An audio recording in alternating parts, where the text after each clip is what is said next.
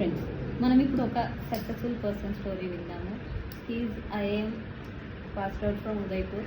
తను ఒక top MNC కంపెనీలో, లాజిస్టిక్స్ కంపెనీలో వర్క్ చేస్తున్నారు. సో తన్నే అడిగి, తను ఐఏఎంలో ఎలా సక్సెస్ అయ్యారో తన్నే అడిగి తెలుసుకుందాం. ప్లీజ్ రేణు, మీ గురించి చెప్పండి. Hi Shravani, thanks for inviting me for this podcast.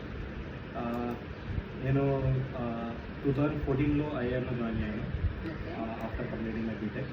ఆ తర్వాత 2 years rigorous course general MBA, and fortunately I landed up in a company in A domestic logistics company.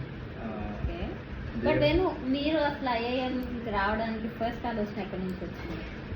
So నాకు తెలిసి ప్రతి ఒక్కరి లైఫ్లో ఒక గైడెన్స్, ఒక ప్రాపర్ గైడెన్స్ అనేది ఉంటే ఇంకా బెటర్గా ఉంటుంది. So I'm lucky to have my elder brother. He had a vision for me that